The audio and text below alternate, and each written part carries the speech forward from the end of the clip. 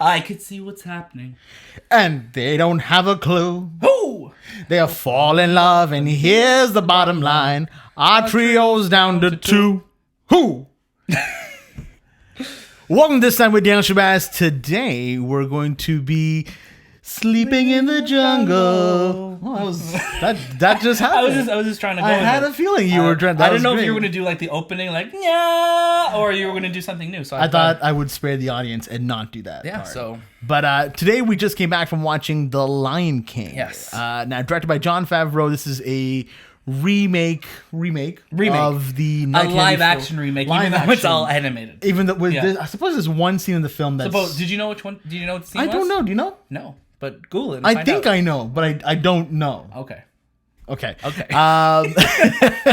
So the film is a remake of the 1994 classic, The Lion King. Daniel, take it away. What's this film about? So this is about a young Simba trying to live in the shadow and live up to the footsteps of his father that is laying before him, right? Mufasa. Say it again. Mufasa. Say it one more time. Mufasa. I missed things like that. Yeah. So this is the thing. You know the story of Lion King. Yes. And going into this movie, we knew the story of Lion King. Yeah. And I think it never really got past that for me in the sense of, I know I could see what's happening. And they don't have a clue. You know? But we did have a clue. We did have a clue. Yeah. And I here's the thing. Seeing this in photorealism is amazing. Yeah. You're seeing like these creatures, these animals, all with their kind of unique traits and everything. And like it's amazing seeing that. They're animal traits. They're animal traits. Yeah. And this movie is so grounded in realism that just like what Shay was saying, I really miss those moments of personality shining through. Those little character moments that only, I guess, 2D animation could show. But I that's what I miss in this movie a lot. Yeah. So the film, again, it doesn't waste time and it doesn't think the audience is stupid. It almost thinks the audience has seen The Lion King. Yeah, because it's almost like a shot for shot as well too, right? Very, very shot for shot. And they basically try to sprinkle in some minor scenes here and there, which I loved because that's when I felt like it was breaking outside the box. Now, what I'm looking for in a remake or a retelling of an animated classic is give me what I know, but then give me some of your personality and your DNA, like from the director. Yeah, and there were definitely moments of this, like what you were saying. We're seeing parts of almost it kind of remind me a little bit of like Lion King 1.5, where you're kind of seeing things that were happening behind the scenes. Yeah, where I even thought like there was like the moment where. There's hyenas in the Pride Land, you know what I mean? Like, I almost thought we were going to see that. Yeah. You know what I mean? But, like, they didn't show things like that, but they showed, like, Nala trying to escape where she eventually meets adult Simba. Things like that where I love those things. Yeah. But I don't think we got enough of those. No. You know? They were way too few and far between. Right. And it just... Again, the film never went above being, I'm watching a Lion King remake.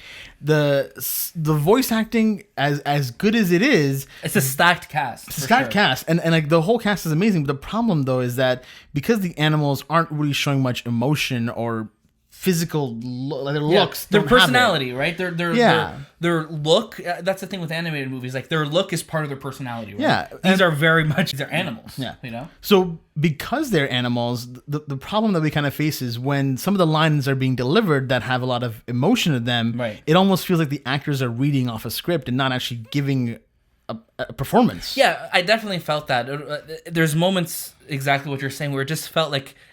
It was never deeper than what was being said. You know, they're delivering these lines, but you're not really like feeling it as much, right? And I think part of that too may come from, you know, us who have burnt out the cassettes growing up watching it. Sometimes I'm expecting lines to be delivered a certain way, and they're not delivered that way, or they're not there at all. Yeah. Which comes to where we are a little bit right now with what these live action remakes are. Like, are they supposed to be a one-for-one remake, a remaking of the original, or are they supposed to like kind of take new ground? And I think what we were discussing is that I'd love to see kind of a middle ground. Give me the best of both worlds here, you know? Yeah, not to say that this is a poorly made movie in any sense. This movie was really well made. Jon Favreau knows what he's doing. This is such a well-made movie. I think for us who are familiar with Lion King, I don't think it gave me anything more than what the original gave us. And the songs are great, and I mean, they delivered amazingly. Elton John recorded a new song. Hans Zimmer is back with Pharrell working on stuff. Beyonce has a song that kind of comes in at a moment in the film where it threw me out a little bit for because sure.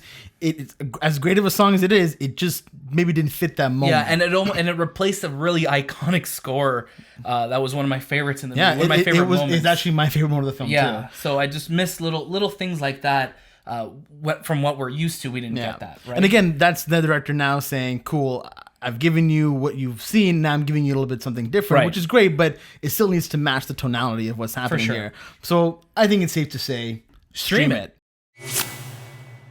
Now for the kids, I think that if this is your first time watching it, or maybe if you're the person out there who's never seen The Lion King, this is a great start as well. Great time to go watch it. And here's the thing: if you are a big fan of The Lion King, you're going to see this movie anyway. Exactly. It's very much in the vein of like Marvel movies at this point, where it's like, Lion King, you're going to go see this movie regardless. No matter what. Yeah. So I think there's things for you to enjoy if you're a fan of it. We didn't even talk about Timon and Pumbaa, who easily steal the show in this. Easily steal the show. So like such great.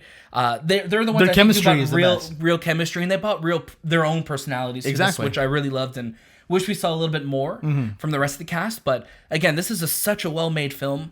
Go enjoy it, and if you're not looking for a theater experience, watch it when it comes out. And we'll have more discussions like this on the movie podcast, which will be dropping next Monday. And Anthony was at the movie with us as well. Yeah, and you'll be able to hear his sultry voice describing his experience with The Lion King as well. What a week it's been with trailers! So definitely stay tuned for every single trailer that came out this week. Comic-Con is going on. It's upon us, so stay tuned. And that was this time. And we'll see you next.